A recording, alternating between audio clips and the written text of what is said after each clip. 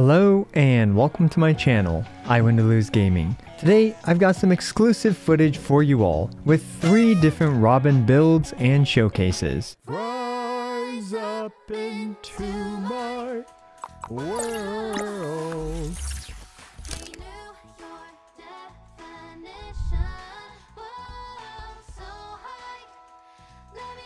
Robin is coming. To start, Robin are Stellar Jades. In this video, we'll be taking a look at what kind of buffs and damage a free-to-play player can expect from their Robin. I'll also showcase 3 full teams with Robin, starting with the Robinhood build, who is stealing from the whales to look out for the free-to-plays with an E0 S0 build, a Harmony build, where Robin puts the harm in harmony with an E0 S1 build, and finally, the Sweaty Robin, which is a super optimized and speed-tuned team for the sweatiest of gamers. This video was filmed on the Creator Experience server, name no longer pending, and things might be, although unlikely, subject to change. Starting off, I first want to just show you guys her rough performance based on a very free-to-play friendly build. We can see here that we have this light cone for Tomorrow's Journey, which is everyone's going to be able to get. Her stats are focused on attack as well as a little bit of speed, not much, just enough speed to reach 120 in order to fulfill the 2-piece Fleet of the Ageless, and while she's using the 4-piece Musketeer of Wild Wheat. So I personally think this build is very free-to-play friendly, although all her traces are maxed. There is that to keep in mind. And her Eidolons are here. As you can see, she's at Eidolon 0. So you're probably curious how much damage amplification Robin actually provides. So what we're going to do is we're going to do a very simple test. We have this enemy here, the Void Ranger, who's weak to Imaginary. And we are going to observe Dr. Ratio's damage. In particular, his giant chalk's crit damage. 23,360 damage. In which we may as well just do a very quick test to see how much damage you can expect from Robin when her ultimate isn't active. So if we take a look at this.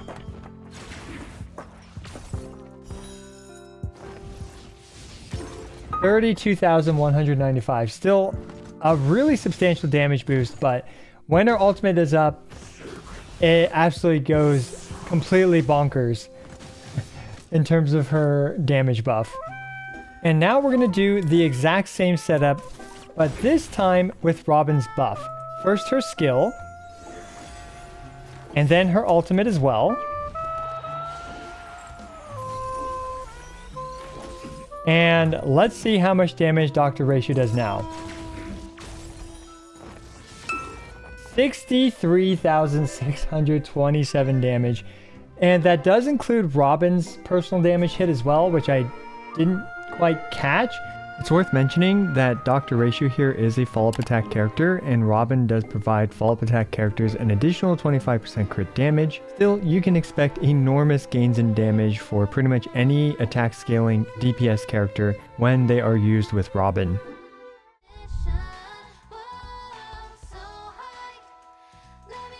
So starting off with the Robinhood Showcase, now this build is for free-to-play friendly players and builds. We can see we're going to be relying on Dr. Ratio, who has a reasonable 70-ish to 150-ish crit ratio. Let me know if you guys think this crit ratio is fair, as well as speed and attack values. Personally, I think it's pretty fair. We have a couple goated relics on him, but we also have a couple relics with literally no crit substats to compensate.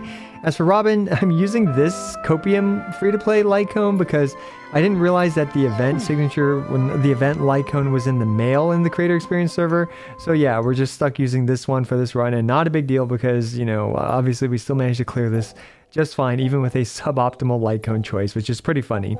Anyway, we have Gwenai Finn next. Now, Gwenai Finn is using the Sweaty Pearls with a decent amount of effect hit rate. Now, it is at super in position 4, so let me know if you guys feel like that's fair. And we have the Pioneer in Deep Confinement for her, with just pretty much whatever, you know, relevant main stats and stuff for her. She is at Eidolon 6. And finally, we have Lynx as well, with some speed, not too much speed, as well as the multiplication light cone. And her traces are all maxed. They come maxed on the Creator Experience server. And for her Eidolon, she is at Eidolon 4.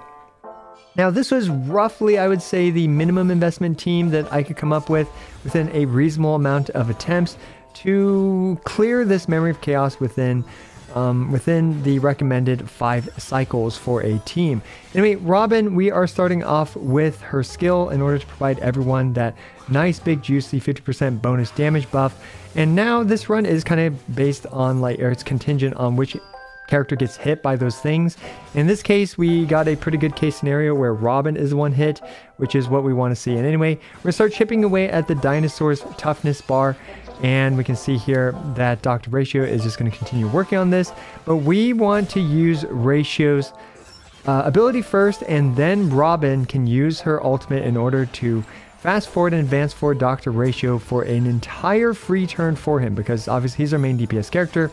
We want him to do, you know, more damage, and he's outputting some mega 120,000 damage chalks.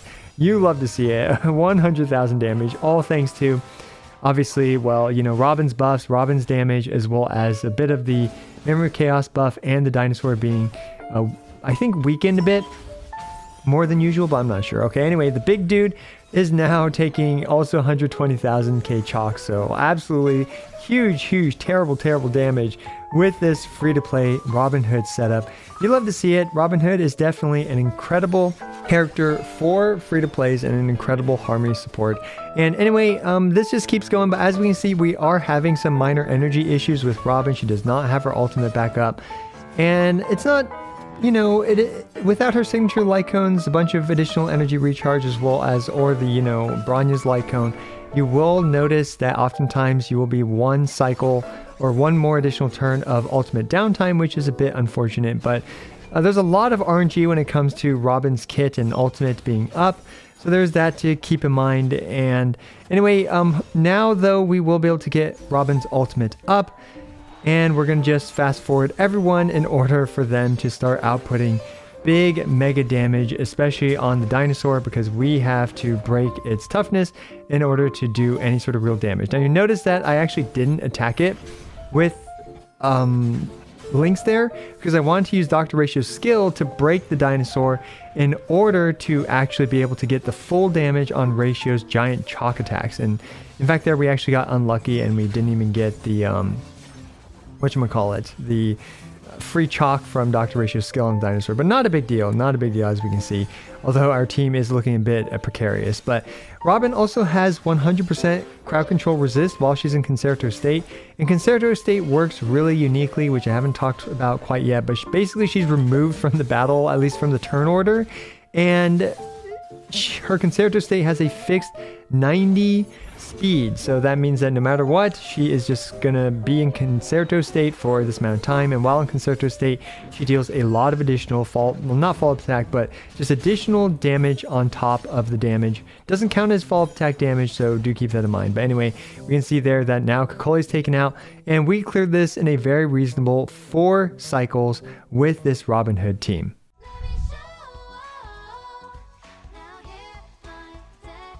Here we go. Up next, we have the Harmony build, which is where Robin puts the harm in Harmony. And here I do have an E0S1 build for this main DPS Robin. Now, Robin here is built for DPS with a physical sphere, the space ceiling station to maximize her attack, and so on and so forth. Now, as for Silverwolf, she is very important for debuffing the enemy target, as well as for implanting physical weakness against enemies that don't have physical weakness. Then we have Ron May to just buff her damage significantly. Now, I gotta be completely honest, this is not a particularly free-to-play friendly build or setup, and honestly, it's not entirely, I wouldn't describe it as good or strong, but it is definitely a fun and meme-worthy build for a lot of players that just like to be creative and do creative builds and just have fun in this game. Here is some inspiration, which is the Harmony main DPS build. Now, I'm going to start this off with the usual stuff in the current Memory Chaos 12, and there is a lot of RNG to this build based on what enemy or what the enemy's attack. Like, for example, the slowing axe guys, the run can be over depending on who they attack. And also, Silverwolf's implantation with this team having what is it, 4 different elements? This team having 4 different elements A Silver Wolf could just, you know, apply some really unfortunate elements, but so we're gonna have to hope that we get some useful ones, mainly being imaginary and physical to maximize Robin's damage, and imaginary to obviously break the enemies faster with Aventurine. So anyway, Silver Wolf is going, and we can see we're already starting to hit 130,000 damage numbers, which is absolutely bonkers. 90,000 damage right there, over 100,000 damage. And Robin's hits are doing, you know, 60 to what was I wasn't really paying attention to how much Robin was doing, but these are some really funny damage numbers to see coming from the Harmony build. And yeah, now the current Memory of Chaos debuff thing does help a bit, so there's that to keep in mind, but this is an absolutely hilarious build that you love to see. Again, there are so many better ways to actually utilize Robin, but this should demonstrate just how significant her damage output is. Like, it is not insignificant. Like, I would say, you know, Aventurine's build with very, very free-to-play friendly setups, his damage isn't particularly great, but Robin, on the other hand, it is even easier to build her for damage, especially with the free-to-play friendly event Light Cone. Although I am using her signature Light Cone here in this showcase, but it is much more viable to actually build more damage on Robin in comparison to a character like Aventurine, where you might need a signature Light Cone in order to really start noticing his good damage output. But yeah, so we can see there that, yeah, Robin cleaned out the first wave pretty funnily enough. Let me know if you guys plan to actually try this build. And as for additional commentary, I think you guys can kind of see how she works now. She uses her ultimate, then anytime an ally attacks, the enemy that gets hit will also take a bit of additional physical damage from Robin's ultimate. And you can just see that the Memory Chaos buff is also doing like 200,000 damage at a time, but we can see each time 150,000 damage there. Oh my goodness, 100,000 damage. What is going? What are these damage numbers coming from Robin? This is absolutely insane. This is insane in my opinion. I actually just finally got around to watching this clip, and these are some pretty funny numbers, I have to say. Now that one, Robin does have some ultimate downtime issues. There's no question about that. And let's just see how this run plays out. I don't really remember exactly what happens here, but clearly we finished it, because otherwise I wouldn't be recording this right now, or I wouldn't have, you know, put it in the Premiere Pro timeline. Now Silver Wolf is getting dangerously low on health here, but hopefully our shields are going to be enough. And what am I plotting here? I think Robin is frozen. This is actually a pretty unfortunate situation we find ourselves in. If she unfreezes here, and she's still frozen, oh my goodness, but luckily we have the 50% advance forward from being frozen. We use her ultimate. Let's see how much damage she does to Cocolia. I don't think she has physical weakness right now, so yeah, definitely not as much. There we go, physical weakness, 70,000. Okay, that was the blessing. Now she's doing more modest 50k damage numbers, but still. We managed to clear that in 4 cycles with a Harmony build. You love to see it, some really funny builds out there that you can utilize with Robin.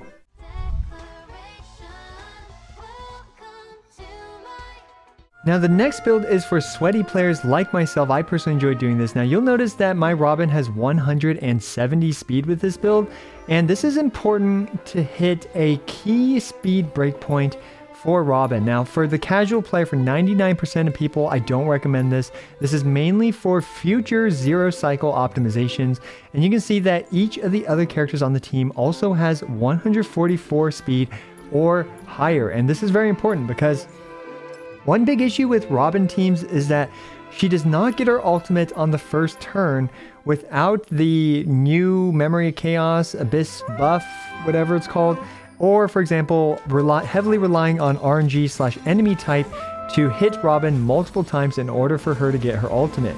So what does this speed actually allow us to do? This speed actually allows Robin to go twice in time for her teammates to also go twice within the first round of Memory of Chaos, hence making a lot of 0 cycles much more feasible and possible. Now, this team isn't particularly great for this current Memory of Chaos 12 in order to 0 cycle. However, with this setup, I was actually able to 0 cycle. As usual, I do try to include a 0 cycle in each of these showcases because it kind of demonstrates like the peak reasonable power level of these characters at E0 and S1 in this case. Because E0, S1 is also an important metric to keep an eye on because, you know, obviously a lot of players do pull for the light cones as well. We can see here that this team is outputting some serious damage, and we did manage to get Robin's ultimate in time, and you'll notice that each character is also able to go twice within the first round of Memory Chaos while Robin's ultimate is active. Now, a lot of times you'll find that Robin won't get her ultimate until the very end of Memory of Chaos, of the first round of Memory Chaos, because she has to go twice in order to get her ultimate. But with this amount of speed, she's able to go twice, as well as to empower all her allies to also go twice. Now, unfortunately for the next wave, each of her teammates can only go once. So there is this to keep in mind with the 90 fixed speed that she has, unless your characters have some major advanced forward mechanics or they have 180 speed. They're not going to be going twice in the second round of Memory Chaos. But fortunately, we should be able to get Robin's ultimate back up again. And I'm going for her skill here, even though, you know, it's not ideal in terms of skill point management, in order to get her ultimate guaranteed. And I'm going to pop her ultimate right after all these other characters in order for them to get another free turn in this last round for Memory of Chaos. Well, okay, in this first round, you guys know what I mean. We're going for the 0 cycle here. So in other words, we are going to use her ultimate in order to advance forward everyone in order for this team to hopefully 0 cycle it. I believe I 0 cycled it here, so otherwise I wouldn't be commentating on it. So yeah, anyway, we're going for the break on the dinosaur, and now we are going for everyone to advance forward one more time in order to get 2 full actions on the last round, or on this last round attack pattern cycle, whatever you want to call it. Okay, there's rounds, there's turns, I honestly don't know what to call all this stuff at this point. But anyway, we are going for the break on the dinosaur. Fortunately, Venturine managed to break it, which means maximum pencil damage and maximum follow-up attack damage. Look at all that consecutive damage that we managed to set up in order to 0 cycle the current Memory of Chaos 12. Again, this is not a low budget 0 cycle clear, and this is mainly to demonstrate the 2-turn tech cycle. And I forgot something super duper important with the 170 speed Robin. Oh my gosh. Honestly, I really should re-record this, but she also has the Von Wax. And you guys can see here, I have a very simple chart calculator that will be in the link below. But basically, you punch in Robin speed here. I had 170 speed. This means my allies need to have 142 speed or higher in order for them to go twice within the first round of Memory of Chaos 12 while Robin's ultimate is active, in order to guarantee this setup. Because obviously you could always just get hit a bunch with Robin or something like that, and then, you know, you can go twice. But to me, I personally prefer less RNG reliant aspects in order to achieve this type of setup, because this will be more future proof for future Memory of Chaoses. But again, this is for the 1% of sweaties that enjoy doing this, as well as, you know, having some pretty cracked speed relics. This is not necessary for 99% of players, but I still like demonstrating this type of stuff just to show you guys kind of what are some peak potentials that these characters can perform at. We also have a second calculator chart where this is if you want Robin to outspeed the target on the first turn. For example, if your Sparkle is at 160 speed, just put it in here and you can see that it's just multiplying this by 0.75. That's all it's doing, and plus 1.